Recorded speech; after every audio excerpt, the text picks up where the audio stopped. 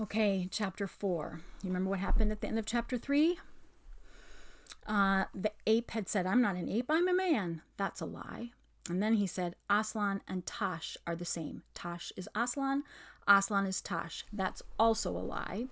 And the king had just said something that made the animals maybe start to realize that it was a lie.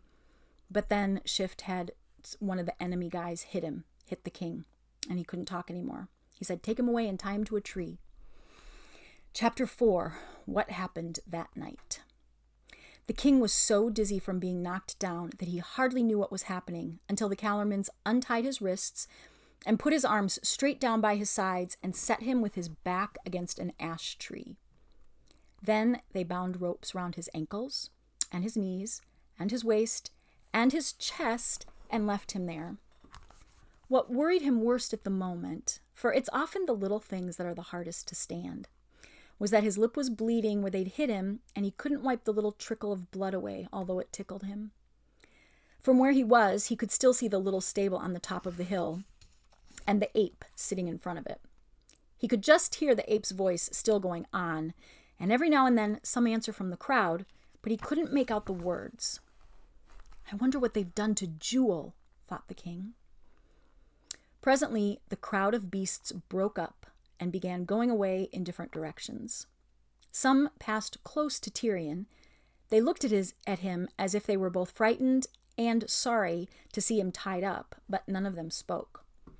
Soon they'd all gone, and there was silence in the wood.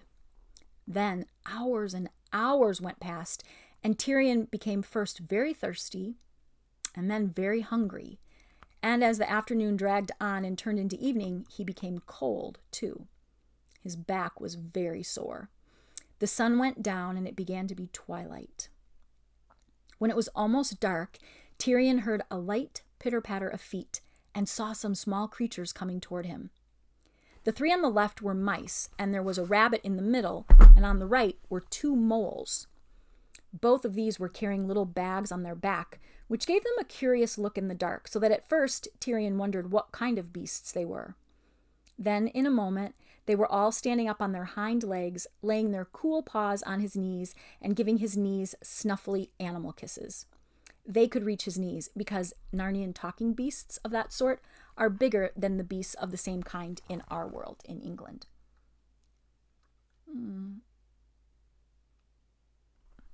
Looks like they've come to help him. "Lord King, dear Lord King," said their shrill voices, "we are so sorry for you. We daren't untie you because Aslan might be angry with us, but we've brought you your supper." At once, the first mouse climbed nimbly up till he was perched on the rope that bound Tyrion's chest and was wrinkling his blunt nose in front of Tyrion's face. Then a second mouse climbed up and hung on just below the first mouse. The other beasts stood on the ground, and they began handing things up. It's like a little ladder. "Drink, sire, and then you'll find that you're able to eat," said the topmost mouse, and Tyrion found that a little wooden cup was being held to his lips. It was only the size of an egg cup. An egg cup is a thing that if you have soft-boiled eggs, they sit in there and then you can eat out of it, so it's not very big. So he had hardly tasted any wine in it before it was empty. But then the mouse passed it down, and the others refilled it, and it was passed up again, and Tyrion emptied it a second time. In this way they went on till he had quite a good drink, which was all the better for coming in little doses, for that's more thirst-quenching than just one long draught. "Here's cheese, sire," said the first mouse, "but not very much, for fear it would make you too thirsty." And after the cheese, they fed him with oatcakes and fresh butter, and then with some more wine. "Now, hand up the water," said the first mouse, "and I'll wash the king's face. There is blood on it." That's the blood that was tickling him. Then Tyrion felt something like a tiny little sponge dabbing his face, and it was most refreshing. "Little friends," said Tyrion, "how can I thank you for all this?" You needn't, said the little voices. "What else could we do? We don't want any other king. We're your people. If it was only the ape and the Calormans who were against you, we would have fought till we were cut into pieces before we'd have let them tie you up. We would indeed, but we can't go against Aslan." "Do you think it really is Aslan?" asked the king. "Oh, yes, said the rabbit. "He came out of the stable last night. We all saw him." "What was he like?" said the king. Like a terrible great lion, to be sure, said one of the mice. And do you think it is really Aslan who is killing the wood nymphs and making you all slaves to the king of Calormen? Ah, that's bad, isn't it? Said the second mouse. It would have been better if we died before all this began, but there's no doubt about it. Everyone says it is Aslan's orders, and we've seen him. We didn't think Aslan would be like that. Why, we wanted him to come back to Narnia. He seems to have come back very angry this time, said the first mouse. We must all have done something dreadfully wrong without knowing it. He must be punishing us for something. But I do think we might be told what it was. I suppose what we're doing now may be wrong, said the rabbit. I don't care if it is, said one of the moles. I'd do it again. But the others said, oh, hush, and do be careful. And then they all said, we're sorry, dear king, but we must go back now. It would never do for us to be caught here. Leave me at once, dear beasts, said Tyrion. I would not for all Narnia bring any of you into danger. Remember what I said before. You know what Aslan is like. You've met him. You've heard stories about him. They had not met him in their lifetime, but they knew the stories, but you know what he's like. So you hang on tightly to what you know, okay? Good night, said the beasts, rubbing their noses against his knees. We will come back if we can. Then they all pattered away, and the wood seemed darker and colder and lonelier than it had been before they came. The stars came out, and time went slowly on. Imagine how slowly, while the last king of Narnia stood stiff and sore and upright against the tree in his bonds. But at last, something happened. Far away there appeared a red light. Then it disappeared for a moment and came back again, bigger and stronger. Then he could see dark shapes going to and fro on this side of the light and carrying bundles and throwing them down. He knew now what he was looking at. It was a bonfire, newly lit, and people were throwing bundles of brushwood onto it. Presently it blazed up, and Tyrion could see that it was on the very top of the hill. He could see quite clearly the stable behind it, all lit up in the red glow, and a great crowd of beasts and men behind the fire and himself. A small figure hunched up beside the fire must be the ape, he thought. It was saying something to the crowd, but he couldn't hear what. Then it went and bowed 3 times to the ground in front of the door of the stable. And then he got up and opened the door, and something on 4 legs, something that walked rather stiffly, came out of the stable and stood facing the crowd. This is what it is. Can you tell what it is?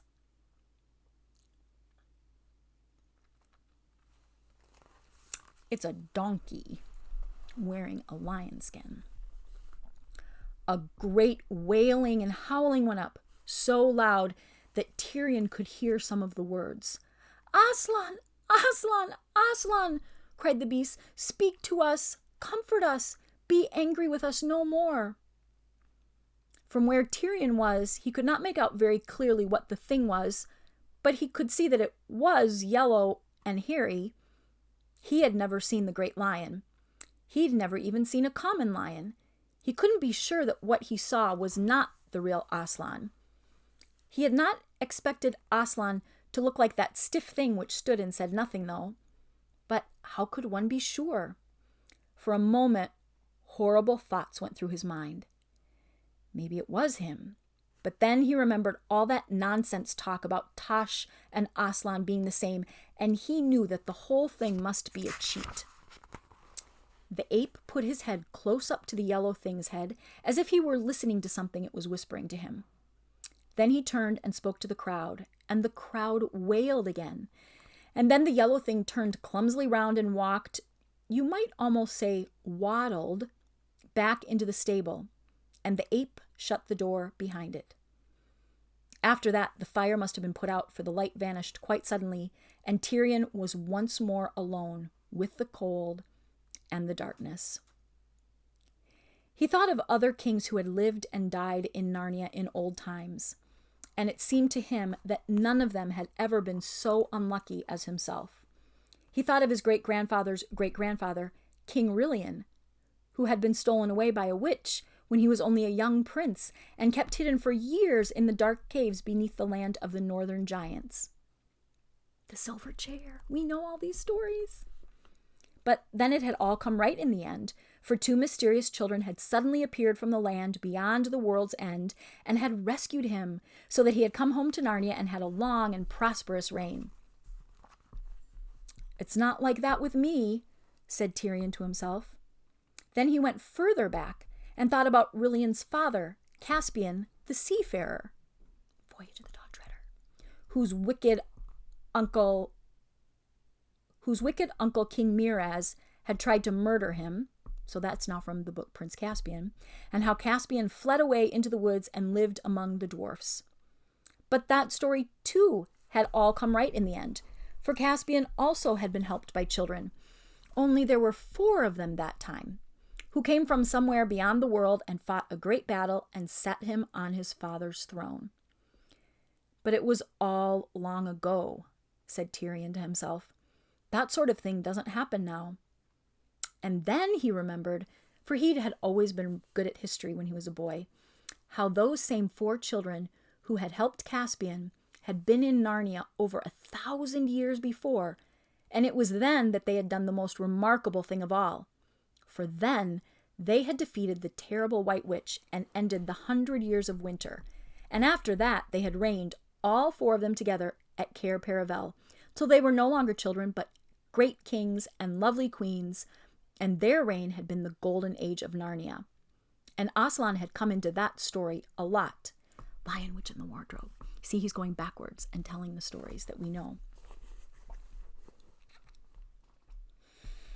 Aslan and children from another world, thought Tyrion. They have always come in when things were at their worst. Oh, if only they could come now. And he called out, Aslan! Aslan! Aslan! Come and help us now! But the darkness and the cold and the quietness went on just the same. Let me be killed, cried the king. I ask nothing for myself, but come and save all Narnia. And still there was no change in the night or the wood. But there began to be a kind of change inside Tyrion. Without knowing why, he began to feel a faint hope. And he felt somehow stronger.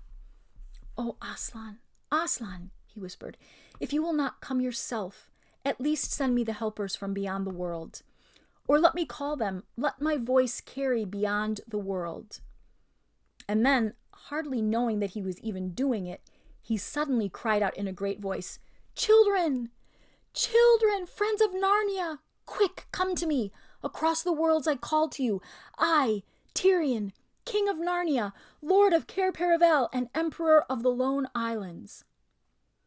And immediately he was plunged into a dream, if it was a dream, more vivid than any he had had in his life. He seemed to be standing in a lighted room where 7 people sat around a table. It looked as if they had just finished a meal. 2 of those people were very old, an old man with a white beard and an old woman with a wise, merry, twinkling eyes. He who sat on the right hand of the old man was hardly full-grown, certainly younger than Tyrion himself, but his face had already the look of a king and a warrior. And you could almost say the same of the other youth who sat at the right hand of the old woman.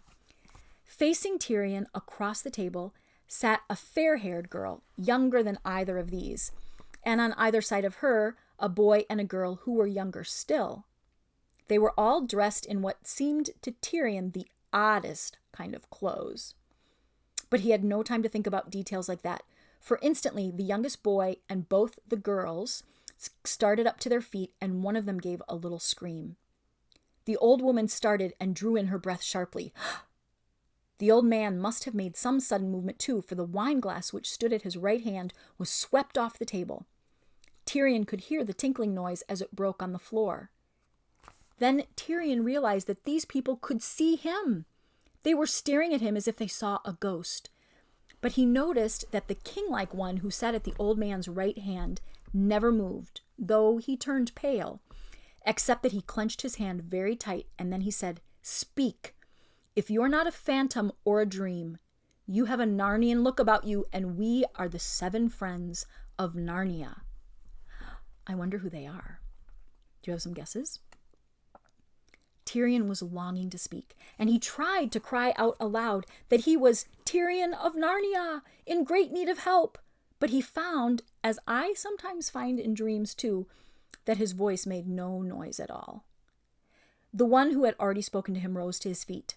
Shadow or spirit or whatever you are, he said, fixing his eyes full upon Tyrion. If you are from Narnia, I charge you in the name of Aslan, speak to me. I am Peter, the High King. The room began to swim before Tyrion's eyes. He heard the voices of those 7 people all speaking at once, and all getting fainter every second. And they were saying things like, look, it's fading. It's melting away. It's vanishing. Next moment, he was wide awake, still tied to the tree, colder and stiffer than ever. The wood was full of the pale, dreary light that comes before sunrise, and he was soaking wet with dew. It was nearly morning. That waking up was about the worst moment he had ever had in his life. Chapter 5. Let's read 2 chapters. How help came to the king. That's why I want to read it. But his misery did not last long. Almost at once there came a bump, and then a second bump, and 2 children were standing before him. The wood in front of him had been quite empty a second before, and he knew they had not come from behind his tree, for he would have heard them. They had in fact simply appeared from nowhere. He saw at a glance that they were wearing the same strange, dingy sort of clothes as the people in his dream, and he saw at a second glance that they were the youngest girl and boy out of that party of 7. Gosh, said the boy, that took one's breath away. I thought, hurry up and get him untied, said the girl. We can talk afterward. Then she added, turning to Tyrion, I'm sorry we've been so long. We came the very moment we could. While she was speaking, the boy produced a knife from his pocket and was quickly cutting the king's bonds. Too quickly, in fact, for the king was so stiff and numb that when the last cord was cut, he fell forward on his hands and knees. He couldn't get up again until he brought some life back into his legs by a good rubbing. I say, said the girl, it was you, wasn't it, who appeared to us that night when we were all at supper, nearly a week ago? A week, fair maid, said Tyrion. My dream led me into your world scarce 10 minutes since. Oh, it's the usual muddle about time's pole, said the boy. Do you know who she is? It's Jill Pole. I remember now, said Tyrion. That too comes in all the old tales. The time of your strange land is different from ours. But if we speak of time, 'tis time to be gone from here, for my enemies are close at hand. Will you come with me? Of course, said the girl. It's you we've come to help. Tyrion got to his feet and led them rapidly downhill, southward and away from the stable. He knew where he meant to go, but his first aim was to get to rocky places where they would leave no trail, and his second was to cross some water so that they would leave no scent. This took them about an hour's scrambling and waiting, and while that was going on, nobody had any breath to talk. But even so, Tyrion kept on stealing glances at his companions.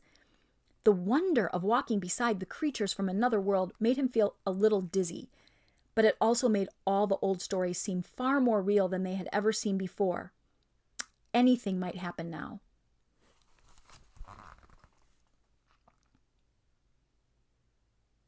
So of course you know who the boy is, right? If the girl is Pole, who's the boy? Eustace.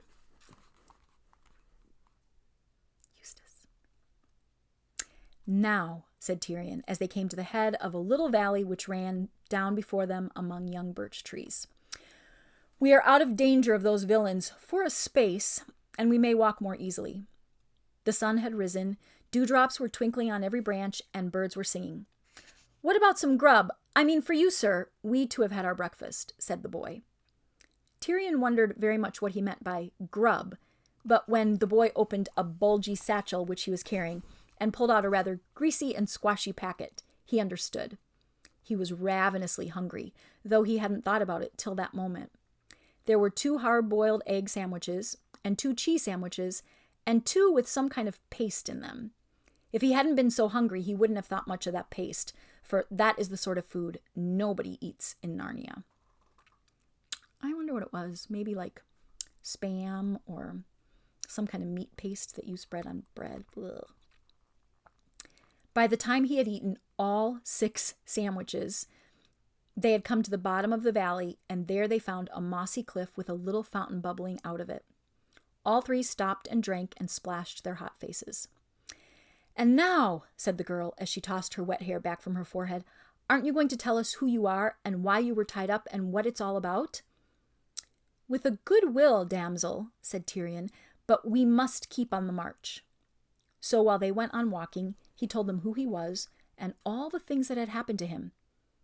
"And now," he said at the end, "I am going to a certain tower, one of 3 that were built in my grandsire's time, to guard Lantern Waste against certain perilous outlaws who dwelled there in his day. By Aslan's goodwill, I was not robbed of my keys. In that tower we shall find stores of weapons and mail, and some victuals also, food, though no better than dry biscuit. There also we can lie safe while we make our plans. And now, prithee, tell me who you 2 are and all your story." Sometimes he uses sort of archaic words that we would read about if we read something about the Middle Ages. "I'm Eustace Scrubb, and this is Jill Pole," said the boy. "And we were here once before, ages and ages ago, more than a year ago by our time. And there was a chap called Prince Rilian, and they were keeping this chap underground, and Puddleglum put his foot in—" "Ha!" cried Tyrion. "Are you then that Eustace and that Jill who rescued King Rilian from his long enchantment?" "Yes, that's us," said Jill. "So he's King Rilian now, is he?" "Oh, of course he would be. I forgot." "Nay," said Tyrion, "I am the 7th in descent from him. He has been dead over 200 years. Jill made a face. "Ugh," she said, "that's the horrid part about coming back to Narnia." But Eustace went on. "Well, now you know who we are, sire," he said. "And it was like this. The professor and Aunt Polly," so that would be Diggory, who became a professor, Professor Kirk, and Aunt Polly, who is Polly Plummer. "The professor and Aunt Polly had got all us friends of Narnia together." "I know not these names, Eustace," said Tyrion. "They're the 2 who came into Narnia at the very beginning, the day all the animals learned to talk. And we know about that because we just read it." "By the lion's mane," cried Tyrion. "Those 2, the Lord Diggory and the Lady Polly, from the dawn of the world, and still alive in your place? The wonder and glory of it. But tell me. "Well, she isn't really our aunt, you know," said Eustace. "She's Miss Plummer, but we call her Aunt Polly. Well, those 2 got us all together, partly just for fun, so that we could all have a good jaw about Narnia. For of course there's no one else we can ever talk to about things like that. But partly because the professor had a feeling that we were somehow wanted over here. Well then, you came in like a ghost, or goodness knows what, and nearly frightened the lives out of us, and then vanished without saying a word. After that, we knew for certain there was something up. The next question was how to get here. You can't go just by wanting to. So we talked, and at last the professor said the only way would be by the magic rings.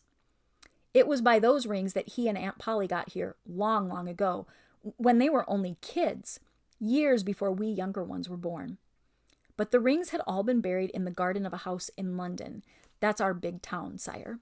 And the house had been sold, so then the problem was how to get at them. You'll never guess what we did in the end. Peter and Edmund, that's the High King Peter, the one who spoke to you, they went up to London to get into the garden from the back early in the morning before people were up. They were dressed like workmen, so that if anyone did see them, it would look as if they'd come to do something about the drains. Oh, how many times have we heard about the drains? They said something about the drains in Magician's Nephew that we just read. Eustace had read all the wrong kind of books. He read books that had things to do with drains. I think that's kind of funny. So it would look as if they had come to do something about the drains. I wish I'd been with them. It must have been glorious fun. And they must have succeeded, for the next day, Peter sent us a wire. Well, that's a sort of message, sire. I'll explain about it some other time. To say he'd got the rings. And the day after that was the day Pole and I had to go back to school. We're the only two who are still at school, and we're at the same one.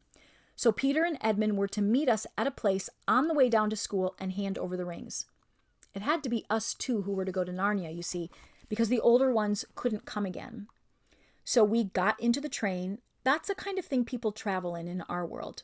A lot of wagons chained together. And the professor and Aunt Polly and Lucy came with us. We wanted to keep together as long as we could. Well, there we were in the train, and we were just getting to the station where the others were to meet us, and I was looking out of the window to see if I could see them when suddenly there came a most frightful jerk and a noise. And there we were in Narnia, and there was your Majesty tied up to the tree. So you never used the rings? Said Tyrion.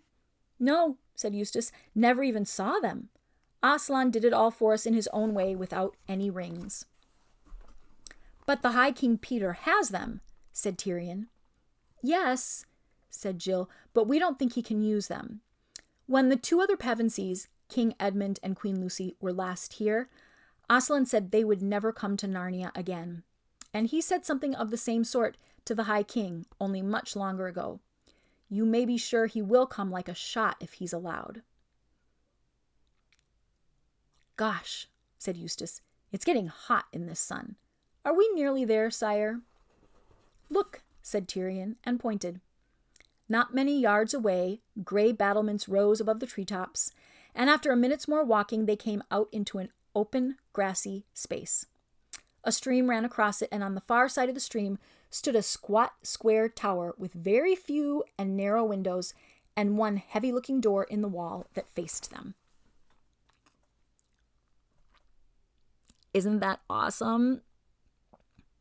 I saw some towers like that last fall when I was in Europe. Very, very, very old medieval towers, which I think are so cool. Tyrion looked sharply this way and that to make sure that no enemies were in sight, because there's a big open space and they don't want to get seen. And then he walked up to the tower and stood still for a moment, fishing up his bunch of keys, which he wore inside his hunting dress on a narrow silver chain that went round his neck. It was a nice bunch of keys that he brought out, for 2 were golden and many were richly ornamented. You could see at once that they were keys made for opening solemn and secret rooms in palaces, or chests and caskets of sweet-smelling wood that contained royal treasures.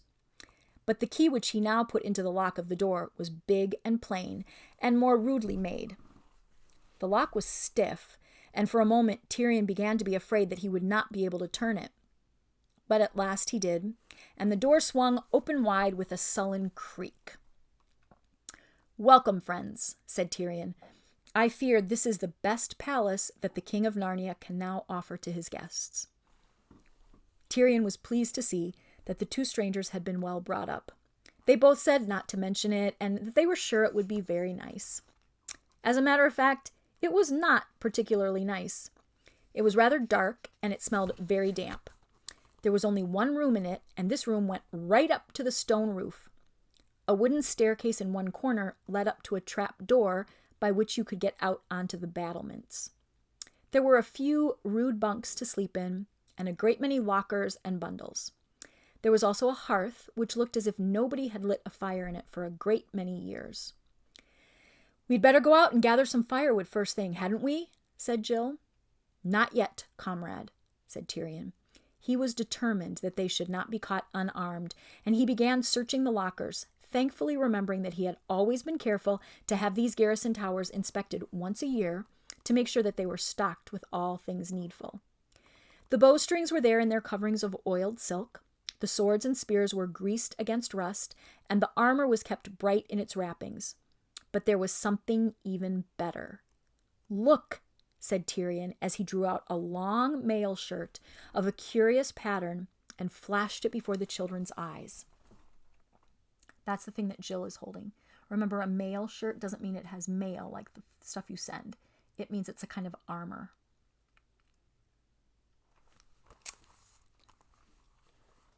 That's funny-looking mail, sire, said Eustace. Aye, lad, said Tyrion. No Narnian dwarf smithied that. 'Tis mail of Calormen, outlandish gear.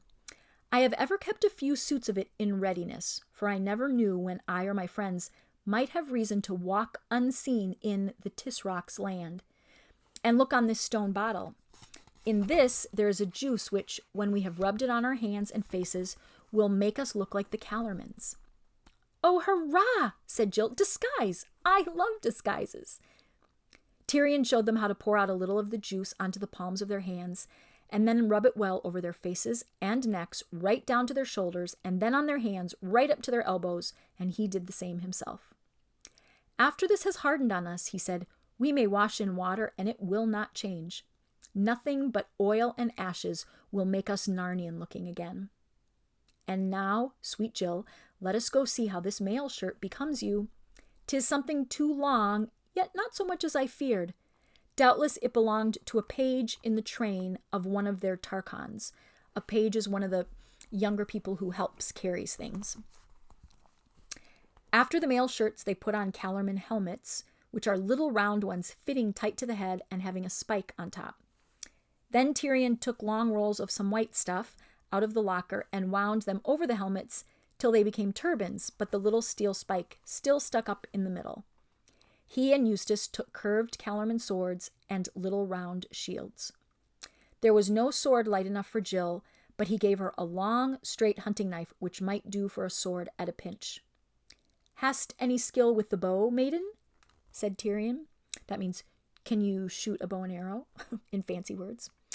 Nothing worth talking of, said Jill, blushing. Scrub's not bad. Don't you believe her, sire, said Eustace.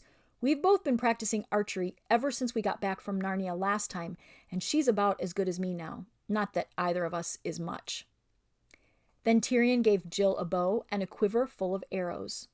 The next business was to light a fire, for inside that tower it still felt more like a cave than like anything indoors, and it set one to shivering. But they got warm gathering the wood. The sun was now at its highest, and when once the blaze was roaring up the chimney, the place began to look cheerful. Dinner, however, was a dull meal, for the best they could do was to pound up some of the hard biscuit which they found in a locker and pour it into boiling water with salt so as to make a kind of porridge. Blech. And of course there was nothing to drink but water. I wish we'd brought a packet of tea, said Jill. Or a tin of cocoa, said Eustace. A firkin or so of good wine in each of these towers would not have been amiss, said Tyrion. Meaning, I should have had stuff in here to drink. Okay, that's the end of chapter 5. That feels so much more hopeful, doesn't it? And it's so good to see Jill and Eustace again, because we didn't see them in Magician's Nephew, and we didn't see them in Horse and His Boy, and that's what's supposed to happen. We're supposed to get to see them and go, I'm so excited about seeing people that I know and I've missed and I love.